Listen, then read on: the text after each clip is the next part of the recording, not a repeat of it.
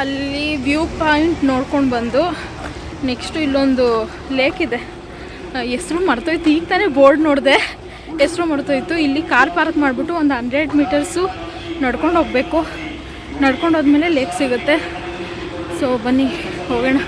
ಬರೀ ನಡೆಯೋದೇ ಆಗ್ಬಿಟ್ಟೈತೆ, ನಡೆದು ಕಾಲೆಲ್ಲ ಬಿದ್ದೋಗ್ಬಿಟ್ಟೈತೆ. ಹಾಂ, ಬರ್ತಾ ಇದ್ದೀನಮ್ಮ.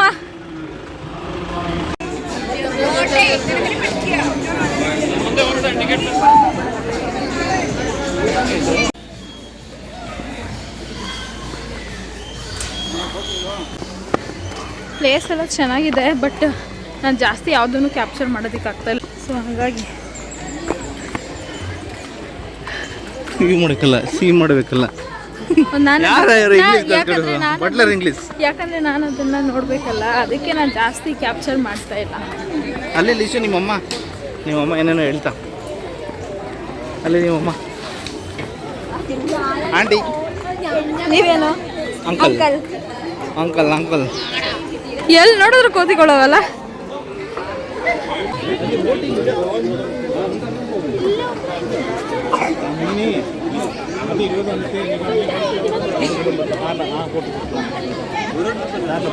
ಫ್ರೆಂಡ್ಸ್, ಇವಾಗ ನಾನು ಲೈಫಲ್ಲೇ ಫಸ್ಟ್ ಟೈಮ್ ಬೋಟಿಂಗ್ ಹೋಗ್ತಾ ಇದ್ದೀನಿ. ಓ, ಭಯ ಆಗ್ತೈತೆ. ಚೆನ್ನಾಗಿರುತ್ತೆ ತಾನೇ?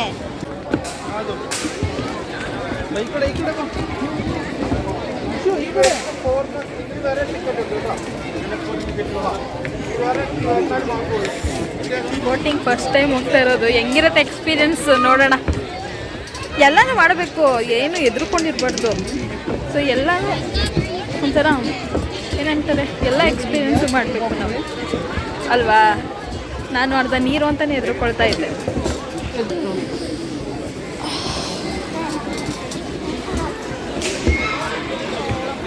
ಏ ಲಿಶು,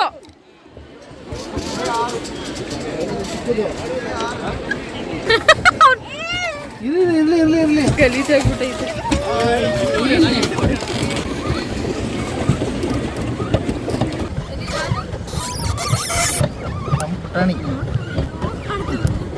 ನಿಜ ಹೇಳಬೇಕು ಅಂತ ಹೇಳಿದ್ರೆ, ನಾನು ಮತ್ತು ಮಹಿಗಿಂತ ನನ್ನ ಮಗನೇ ಸಿಕ್ಕಾಪಟ್ಟೆ ಎಂಜಾಯ್ ಮಾಡಿದ್ದು ಟ್ರಿಪ್ನ.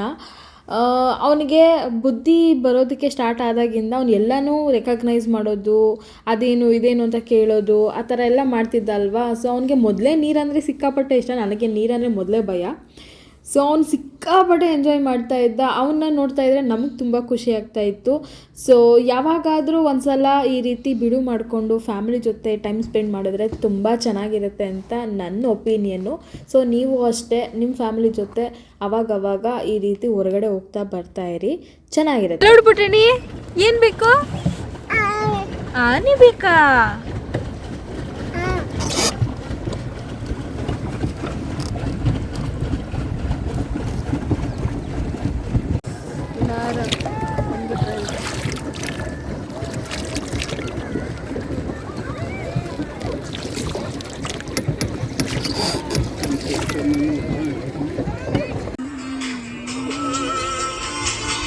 ಏನ್ ಕೂಡ ಲೆಕ್ಕ ಬಂದು ರೀಲ್ಸ್ ನೋಡ್ತಿರೋ ಏಕೈಕ.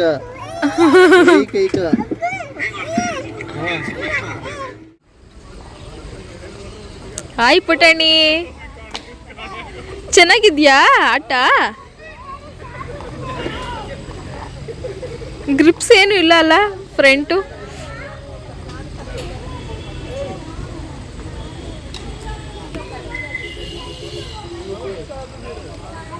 ಕ್ರಿಸ್ಮಸ್ ಟ್ರೀ, ಇದಕ್ಕೆ ಕ್ರಿಸ್ಮಸ್ ಥರ ರೆಡಿ ಮಾಡಿದ್ದಾರೆ, ಚೆನ್ನಾಗಿ ಕಾಣಿಸ್ತಿದೆ. ನಾವಿವಾಗ ಬಂದಿದ್ದೀವಿ ವಯನಾಡಲ್ಲಿ ಇರೋ ಹನಿ ಮ್ಯೂಸಿಯಮ್ಗೆ ಬಂದಿದ್ದೀವಿ. ನೋಡಿ,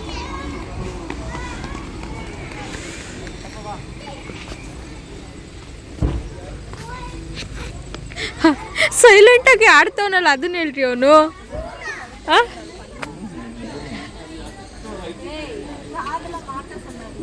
ಪುಟಣಿ,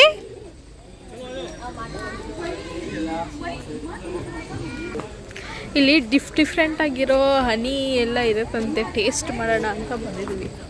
ಎಲ್ಲ ಥರದ ಹನಿಗಳು ಸಿಗುತ್ತೆ ಇಲ್ಲಿ. ಆ್ಯಂಡ್ ಯಾವ ರೀತಿ ಸ್ಟೋರ್ ಮಾಡ್ತಾರೆ ಏನು ಅದನ್ನೆಲ್ಲ ತೋರಿಸ್ತಾರೆ ಇಲ್ಲಿ. ಸೊ ನೋಡೋಣ.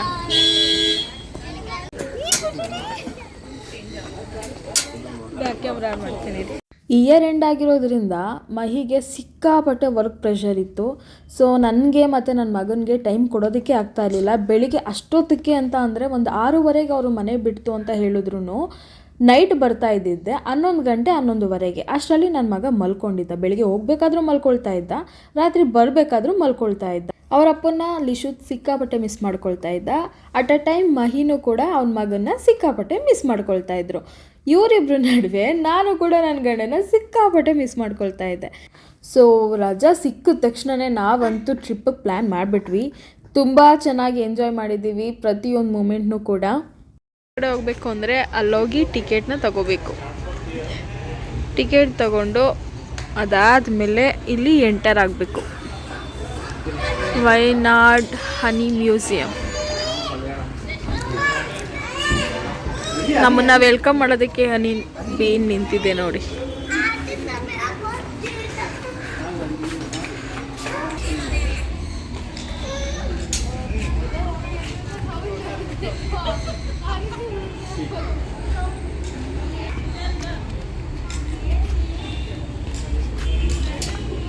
ಇದು ನಮ್ಮ This is a honey roasting plant. We are actually using to purify honey. This is a purified honey. This is unpurified honey mainly collected from 3 sources: farm, forest and the flower garden. Also include the impurities like the rats, particles.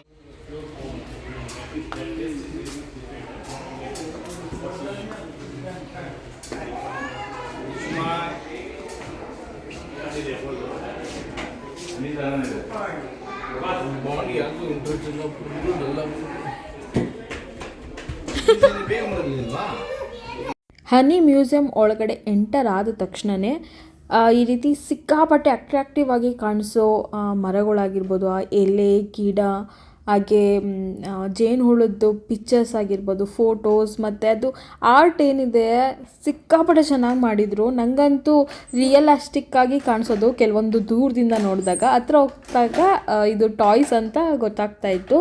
And ಇದನ್ನೆಲ್ಲ ಯಾರು ಕಂಡಿಡ್ದಿದ್ದು, ಯಾವ್ಯಾವ ಜೇನುಹುಳಕ್ಕೆ ಏನೇನು ಹೆಸರೆಲ್ಲ ಇಡ್ತಾರೆ ಅದನ್ನೆಲ್ಲ ಇಲ್ಲಿ show ಮಾಡ್ತಾಯಿದ್ರು. ಆ ಜಾಗದಲ್ಲಿ ಒಬ್ಬೊಬ್ಬರು ಗೈಡ್ನ ನಿಲ್ಲಿಸಿರ್ತಾರೆ. ಸೊ ಅವರು ಪ್ರತಿಯೊಬ್ಬರಿಗೂ ಏನೇ ಕ್ವಶನ್ಸ್ ಇದ್ರು, ಏನೇ ಡೌಟ್ಸ್ ಇದ್ರು ಅವರು ತುಂಬ ಚೆನ್ನಾಗಿ ಕ್ಲಿಯರ್ ಮಾಡಿಕೊಡ್ತಾಯಿದ್ರು. ಆ್ಯಂಡ್ ಪ್ರತಿಯೊಂದೂ ಅವ್ರು ಎಕ್ಸ್ಪ್ಲೈನ್ ಮಾಡ್ತಿದ್ದ ರೀತಿ ನಂಗೆ ಸಿಕ್ಕಾಪಟ್ಟೆ ಇಷ್ಟ ಆಯಿತು. ಎಷ್ಟೇ ಜನ ಬಂದು ಅಂದರೆ ಒಂದೇ ಕ್ವಶನ್ನ 3-4 ಜನ ಕೇಳ್ತಾ ಇದ್ರು. ಈಗ ಒಬ್ರಿಗೆ ರಿಪೀಟ್ ಮಾಡಿ ಹೇಳಿರ್ತಾರೆ. ಸೊ ಮತ್ತೆ ಇನ್ನೊಬ್ಬರು ಬಂದಾಗ ಕೇಳಿದ್ರು ಅದನ್ನೇ ಅವರು ರೆಸ್ಪಾನ್ಸ್ ಮಾಡ್ತಾರಲ್ಲ, ನನಗದು ತುಂಬ ಇಷ್ಟ ಆಯಿತು ಇವರಲ್ಲಿ. ಸೊ ತುಂಬ ಕಾಮ್ ಆ್ಯಂಡ್ ಕೂಲಾಗಿ ಏನೇ ಕ್ವಶನ್ಸ್ ಕೇಳಿದ್ರು, ನಮ್ಗೆ ಏನೇ ಡೌಟ್ಸ್ ಇದ್ದರೂ ತುಂಬ ಚೆನ್ನಾಗಿ ಕ್ಲಿಯರ್ ಮಾಡ್ತಾಯಿದ್ರು, ಪ್ರತಿಯೊಂದನ್ನು ಎಕ್ಸ್ಪ್ಲೈನ್ ಮಾಡ್ತಾ. ಸೊ ನನಗೆ ಬೆಸ್ಟ್ ಅಂತ ಅನ್ನಿಸ್ತಪ್ಪ ಇಲ್ಲಿಗೆ ಬಂದು. ಆ್ಯಂಡ್ ಕೆಲವೊಂದು ಜೇನುಹುಳದ ನೇಮು ನನಗೆ ಅಷ್ಟಾಗಿ ನೆನಪಾಗ್ತಾ ಇಲ್ಲ, ಬಟ್ ಎಷ್ಟೊಂದು ವೆರೈಟೀಸ್ ಇದೆ ಅಂದರೆ ಅಯ್ಯೋ ಇಷ್ಟೊಂದೆಲ್ಲ ಇದೆಯಾ ಅಂತ ಅನಿಸ್ಬಿಡುತ್ತೆ. ಆ್ಯಂಡ್ ನನಗೆ ಗೊತ್ತಿರೋದು ಒಂದೇ ಜೇನುತುಪ್ಪ. ಸೊ ಜೇನುತುಪ್ಪ ಜೇನುಹುಳುವಿಂದ ಬರುತ್ತೆ. ಸೊ ಅದೊಂದೇ ನನಗೆ ಗೊತ್ತಿದ್ದು. ಬಟ್ ಇಷ್ಟೊಂದು ವೆರೈಟೀಸ್ ಇರುತ್ತೆ. ಜೇನುತುಪ್ಪನ ಯಾವ ರೀತಿ ಶೇಖರಣೆ ಮಾಡ್ತಾರೆ, ಹೇಗೆಲ್ಲ ಮಾಡ್ತಾರೆ, ಜೇನುಹುಳು ಹೂವಿನಿಂದ ಅದನ್ನು ಯಾವ ರೀತಿ ತಗೊಳ್ಳುತ್ತೆ, ಸೊ ಎಲ್ಲನೂ ಚೆನ್ನಾಗಿತ್ತು. ಆ್ಯಂಡ್ ಪ್ರತಿಯೊಂದು ಪಿಕ್ಚರ್ಸ್ ಹಾಕಿದ್ರಲ್ಲ ಅದನ್ನು ಎಕ್ಸ್ಪ್ಲೈನ್ ಮಾಡಿರೋದು, ಆಮೇಲೆ ಜೇನುಹುಳದ್ದು ಮೂಳೆಗಳು ಅದ್ರದ್ದು ಪ್ರತಿಯೊಂದನ್ನು ಶೋ ಮಾಡಿದರು. ಸೊ ನನಗೆ ನೋಡೋದಕ್ಕೆ ತುಂಬ ಇಂಟ್ರೆಸ್ಟಿಂಗ್ ಆಗಿತ್ತು.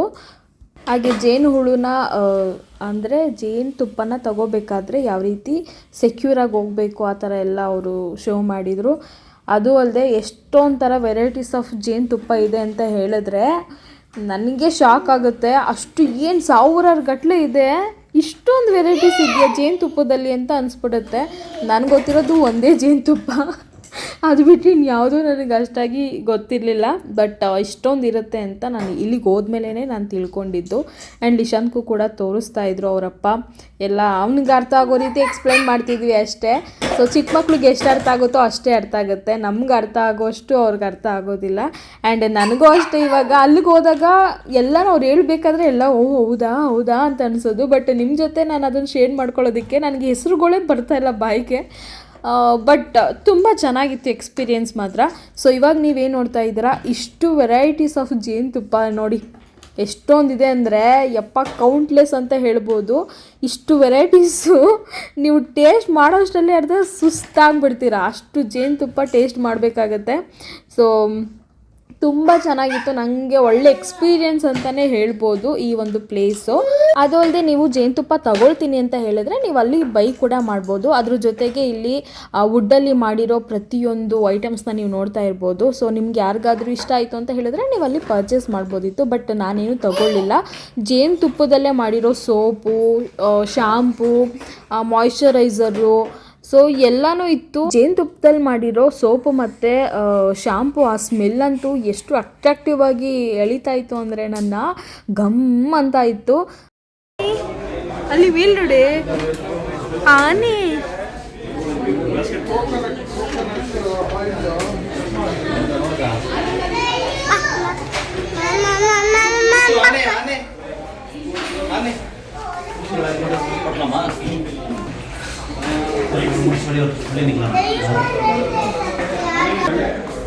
ಆನೆ ಆನೆ ಆನೆ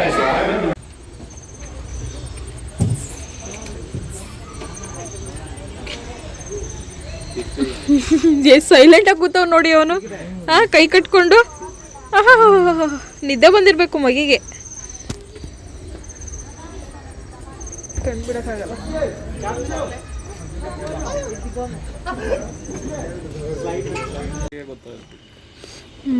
ಈಗ ಏನು ಕಾಣಿಸ್ತಾ ಇಲ್ಲ. ನಾವಿಲ್ಲೇ ಸ್ಟೇ ಆಗ್ತಾ ಇರೋದು ಇವತ್ತು ರಾತ್ರಿ. ಇದೇನು ಮ್ಯಾಂಗೋ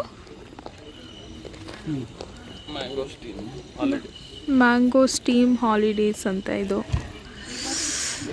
ಹಬ್ಬ ಚಳಿ ಆಗ್ತಿದೆ, ಹೋಗೋಣ. ಮ್ಯಾಂಗೋ ಹಾಲಿಡೇಸ್ ಇದು, ಮ್ಯಾಂಗೋ ಸ್ಟೀಮ್ ಹಾಲಿಡೇಸ್. ಚೆನ್ನಾಗಿದೆ ನೋಡೋಕ್ಕೆ. ಯಪ್ಪ ಬೇಕು. ಹಾಂ ಯಪ್ಪ ಚಳಿ ಆಗ್ತಿದೆ. ಮಧ್ಯಾಹ್ನ ಎಲ್ಲ ಫುಲ್ ಸೆಕೆ, ಇವಾಗ ಚಳಿ. ಊಟಕ್ಕೆ ಮತ್ತೆ ಹೊರಗಡೆ ಹೋಗಬೇಕು. ಲಗೇಜ್ ಎಲ್ಲ ಇಟ್ಬಿಟ್ಟು ಫ್ರೆಶ್ ಅಪ್ ಆಗಿ ಹೊರಗಡೆ ಹೋಗೋಣ ಊಟಕ್ಕೆ ಅಂತ.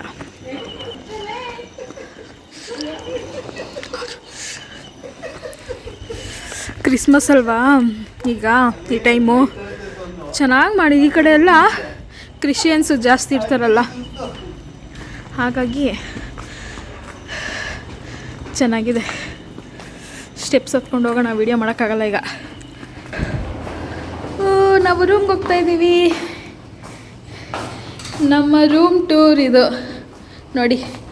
ನಾವಿರೋ ರೂಮ್, ಬೆಡ್ ಮೇಲೆ ನನ್ನ ಮಗನ ಬಿಡ್ತೀನಿ ಈಗ.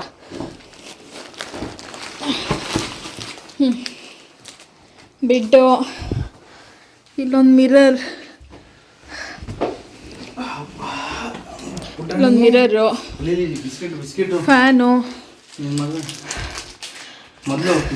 ನಮ್ಮ ಲಗೇಜು, ಮಾಮೂಲಿರೆಲ್ಲ ಟೀ ಅದನ್ನೆಲ್ಲ ಮಾಡ್ಕೊಳ್ಳೋದಕ್ಕೆ ಕೊಟ್ಟಿದ್ದಾರೆ. ಆ್ಯಂಡ್ ಟಿ ವಿ ಇದೆ, ಬಿಗ್ ಬಾಸ್ ನೋಡ್ಬೋದು ಇವತ್ತು. ಆ್ಯಂಡ್ ನಾರ್ಮಲ್ ವಾಶ್ರೂಮ್ ಚೆನ್ನಾಗಿ ಮೇಂಟೈನ್ ಮಾಡಿದ್ದಾರೆ. ಯಪ್ಪ ಅಲ್ಲ.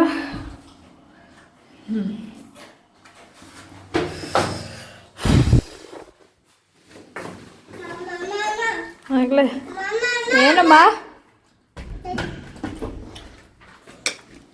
ಇಲ್ಲ, ಇದು ಫ್ರೆಶ್ ಅಪ್ ಏನಿಲ್ಲ. ಇವಾಗ ಸಿಕ್ಕಾಪಟ್ಟೆ ಚಳಿ ಆಗ್ತಿದೆ.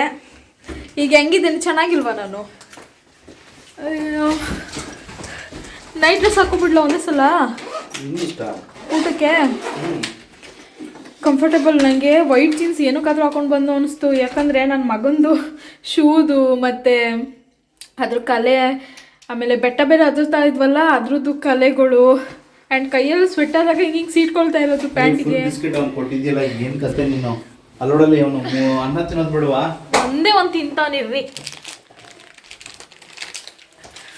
ಸೊ ಅದರದ್ದೇ ಆಗೋಗಿತ್ತು. ಆ್ಯಂಡ್ ಇವಾಗ ಚೆನ್ನಾಗೇ ಇದ್ದೀನಿ. ಇವಾಗ ನನಗೆ ರೆಡಿ ಆಗೋಕ್ಕಾಗಲ್ಲ.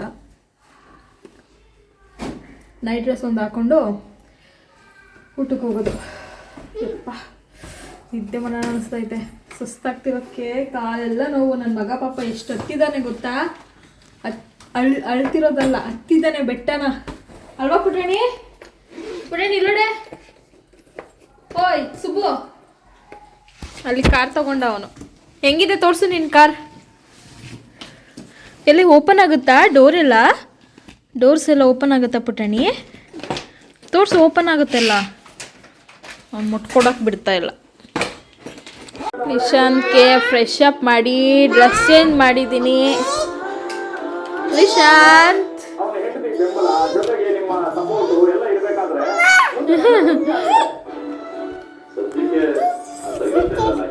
ಏನಮ್ಮ ಎಲ್ಲಿ ಪುಟಾಣಿ get up baby.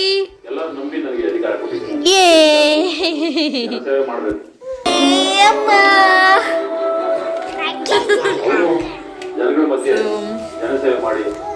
Big boss ನೋಡೋಣ ಅಂತ ಅಂದ್ಬಿಟ್ಟು ಕೂತಿದ್ದೀವಿ. ಇನ್ನು 7:30 ಸೀರಿಯಲ್ ನಡೀತಾ ಇದೆ.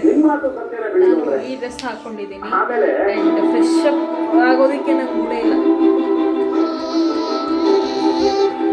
ನಾವು ಬಂದಿದ್ದೀವಿ ರೀಗಲ್ ಫುಡ್ ರೆಸ್ಟೋರೆಂಟ್ಗೆ.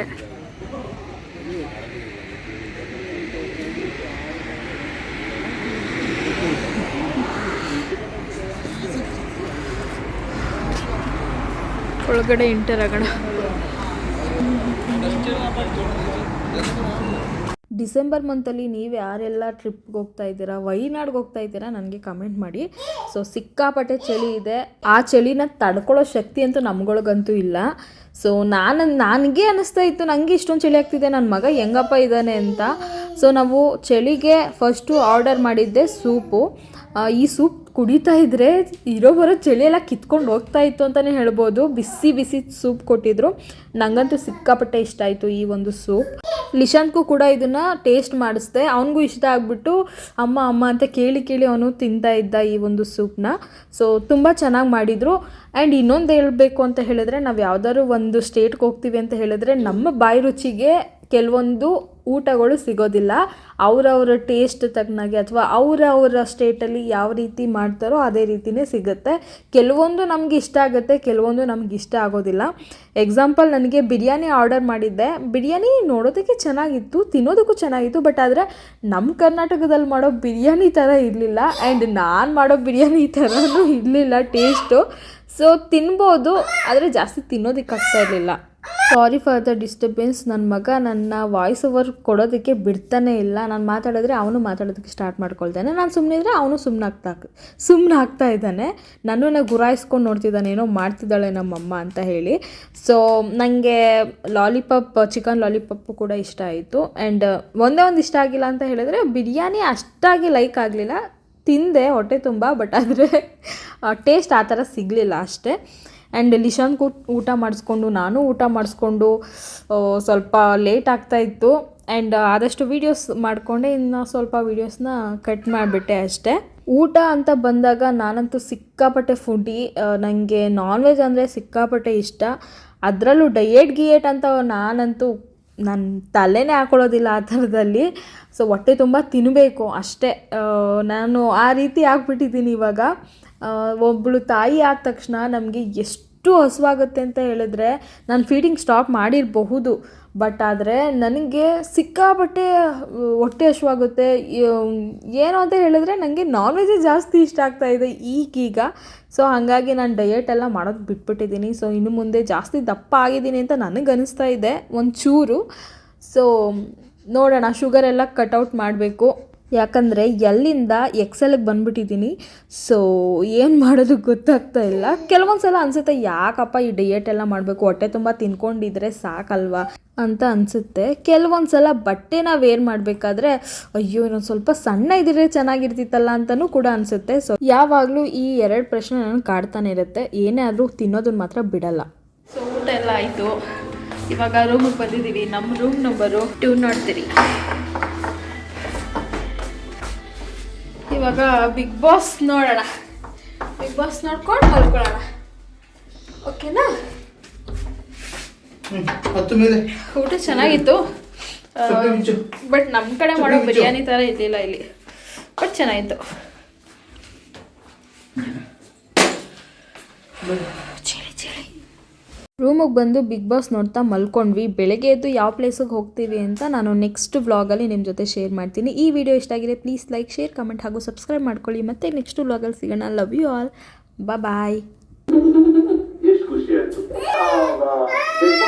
ಕಂಪ್ಯಾರಿಟಿವ್ಲಿ ನಾವು ನೋಡಿದಂಗೆ